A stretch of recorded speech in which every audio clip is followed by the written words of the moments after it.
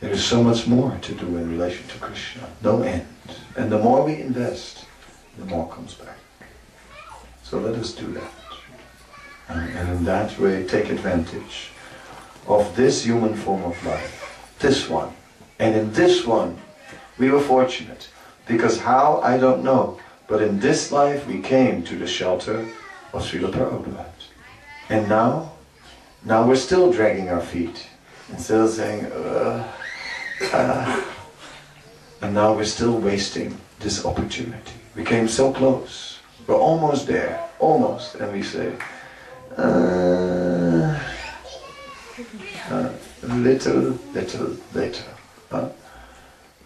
Short story and then I'll end. This story is a story about a devotee. At 6:30 I'll be finished on the dot, and then if you blow your conch shell, then if you blow it loud enough, I'll fly off this seat.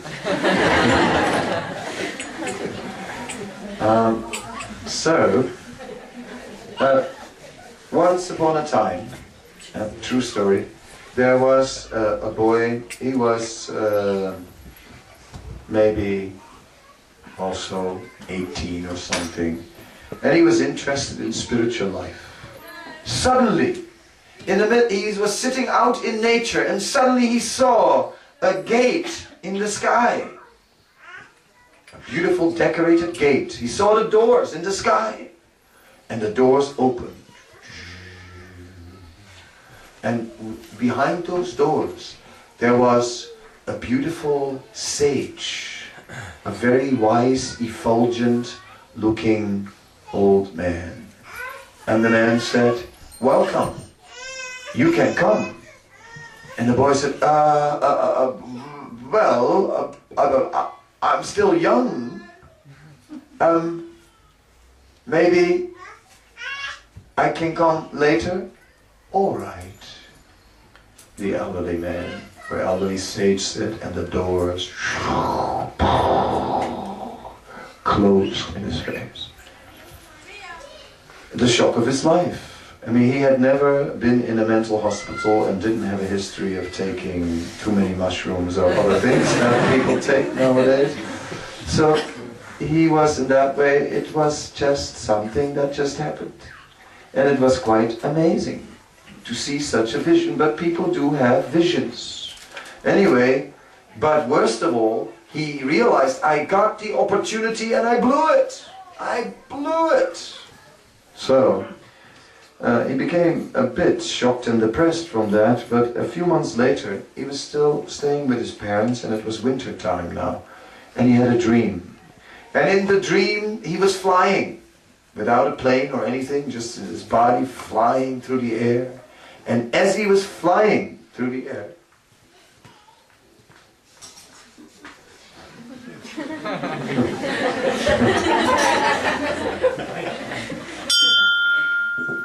as he was flying through the air, he was, it's almost finished. As he was flying through the air, he just came above a city. And he suddenly said, he heard a voice, and the voice said, "Go to San Francisco." So this time he thought, this time I'm not going to miss the opportunity. The voice said, "Go to San Francisco." So he wrote a note for his parents, went to San Francisco. It was in the middle of the night, and he got up and he went outside and he went hitchhiking, and it was winter, it was cold, and he was hitchhiking. And then, just as it was really cold, he was thinking, God, I might freeze. A car stopped, and the driver asked, "Okay, where do you want to go?" He said, "To San Francisco." The driver said, "Okay, get in, let's go." And it turned out that the car was driving straight to San Francisco, 5,000 kilometers down. A very mystical journey. He came to San Francisco, and what happened in San Francisco? Nothing.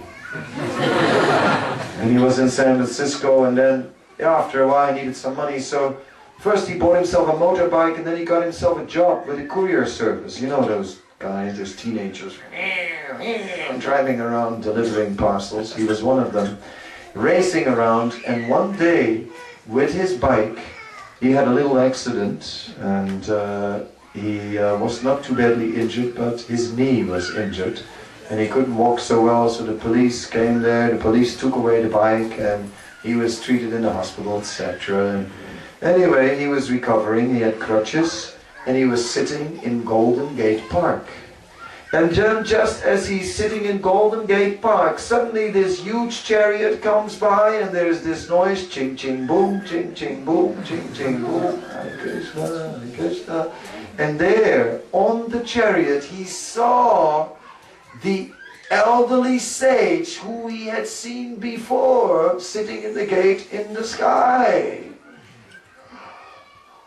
And then the chariot drove past, and because he had injured his leg, he couldn't follow them, and therefore they drove past, ching ching boom, ching ching boom, and they were gone. And again, each time something happens and then it just disappears. Just like good. So you can imagine the shock. But a few weeks later, his leg had somewhat recovered, and he went to the police station to pick up the bike. And he came to the place where it was stored. And as he was inside the storage where all the bikes were stored, he heard some noise. Ching ching boom, ching ching boom. He goes, I heard that before. That's the ching ching boom. And he went to look, came through the wall. So it was next door. Oh, and that day, as he was on the way to the police, he had brought his sleeping bag because he wanted to drop it off as the cleaner. Then he walked into the temple, and the devotees saw him. And they said, oh, you want to stay? You brought your sleeping bag. Okay, you can move in. And that's how we joined the temple. So he came, although it was a little later. So Krishna wants us to come. But we all say, yeah, just now coming. Just now coming. 5 minutes. Only punch. And these punch minutes, before you know it, another lifetime gone. And they become punch lives. Yes. And then you have to take the punches in this material world. So let's not waste this opportunity. This time we are here. Why? Why us? I don't know. I don't know. Of all people in the world, why are we here? I don't know. But there is some special mercy upon us. Because there is a special opportunity. Now let's see who will be intelligent enough to take advantage of it. So this is a little intelligence test that we are practicing here today. And you have to put the round hole, the square block in the round hole, if you can do it. Yes. Here is the real intelligence test, to see who will not let the opportunity go by. Thank you so much for your patience with me. I talk too much, some people say. I hope it wasn't that bad. If there is a question, I will answer it. If there's not, no problem either.